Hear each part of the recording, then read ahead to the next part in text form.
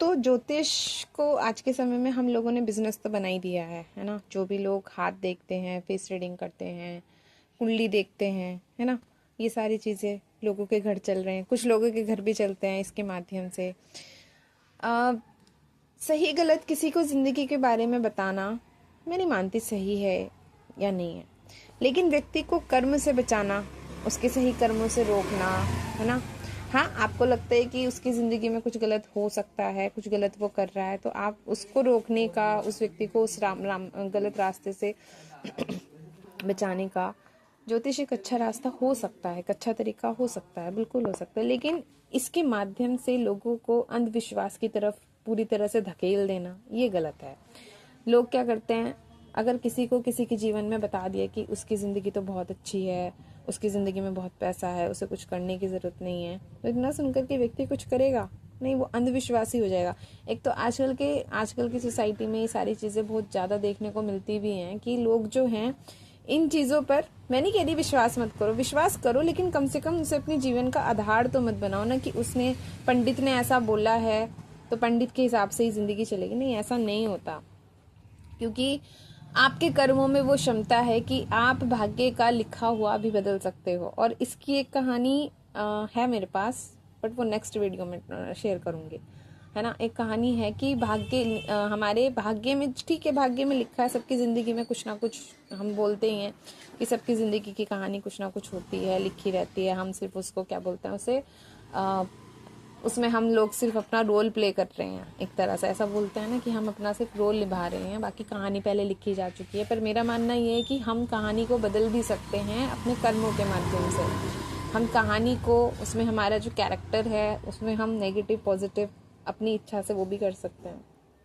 वो पूरी तरह से हमारे ऊपर है, हमारे डिसीजंस, है ना। जैसी भी हमारी चीज़ें होंगी हम उसमें फेरबदल कर सकते हैं। कहानी का कैरेक्टर ही क्यों बनना है, मुझे लगता है डायरेक्टर बनो, फिर कहानी के कैरेक्टर भी खुद ही बन जाओ, सबसे बेटर वो है ना।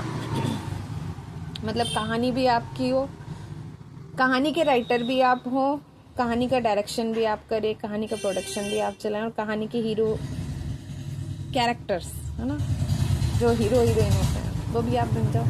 हाँ, दूसरे की जरूरत पड़ेगी, पर वो बात की बात है, पहले अपना ही रोल अच्छे से निभा लें, है ना। ये वाली चीज़ है। भाग्य में लिखा है, ठीक है, लेकिन वो भाग्य में लिखा हुआ भी आएगा तो हमारे कर्मों के माध्यम से वो सत्य सिद्ध होगा, हमारे कर्म के माध्यम से, जब हम अपने एक्शंस करेंगे, है ना, अच्छे बुरे। लेकिन ज्योतिष को आधार बना करके कि हाँ वैसा होगा, उसको सोच करके हम अपने एक्शंस ही ना कर पाए, वो तो गलत है, वो तो नहीं कर सकते ना, वो चीज़ गलत है।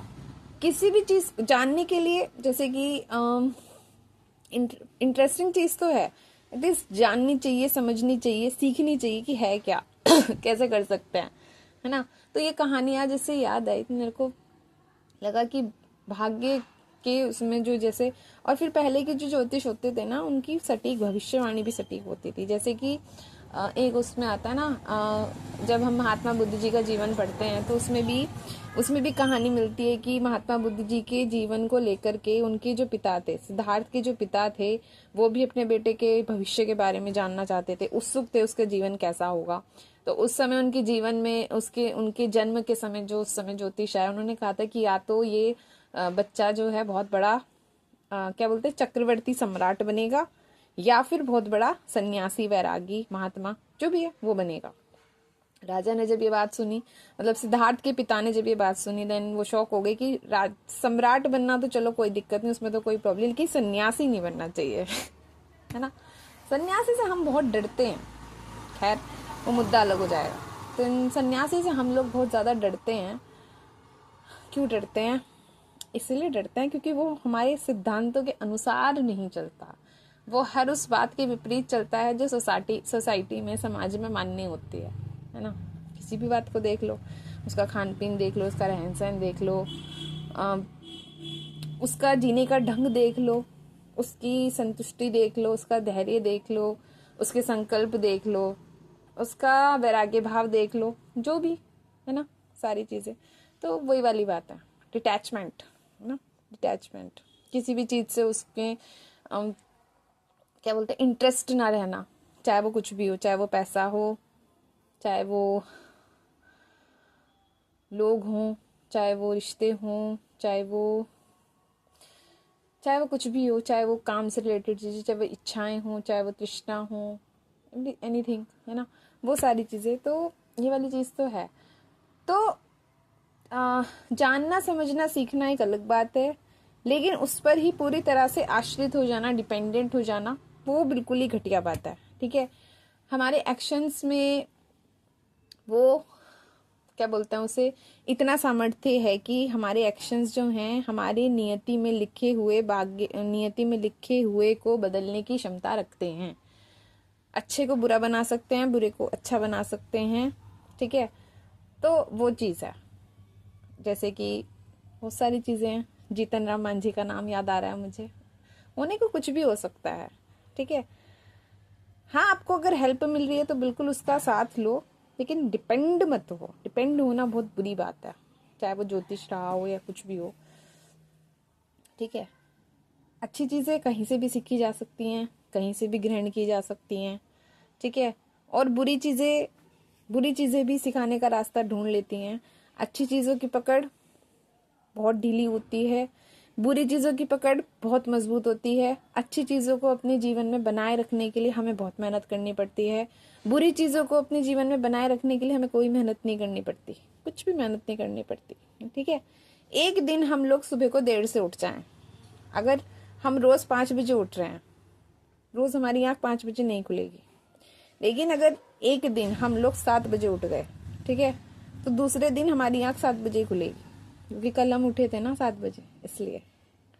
तो बुरी चीज़ों को अपने जीवन में बनाने के लिए, बनाए रखने के लिए हमें कोई एफर्ट नहीं डालना पड़ता, लेकिन अच्छी चीज़ों को अपने जीवन में बनाए रखने के लिए हमें बहुत ज़्यादा मेहनत करनी पड़ती है, बहुत बहुत ज़्यादा।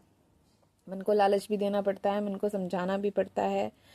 मन के लिए माँ बाप गुरु खुद ही बनना पड़ता है, कोई दूसरा तो क्या ही बनेगा, दूसरा पैसे लेगा ना कुछ भी बनने के।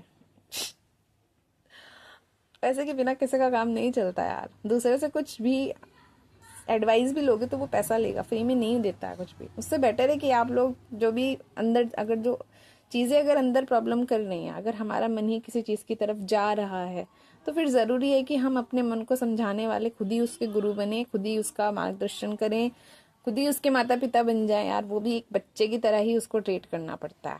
ठीक है, ठीक है, मैं कह रही हूँ मन के मते न चालिए, मन के मते अनेक, आई एग्री, लेकिन मन को समझाया तो जा सकता है ना। समझाएगा कौन? अगर आपको सही बताओ होगा तो आप ही समझा भी दोगे, इसलिए ज़रूरी है कि आपकी संगत सही हो, आप सही हो। अगर आप सही रहोगे तो मन को भी आप सही दिशा दे सकते हो, ज़रूरी है ना। It's very important.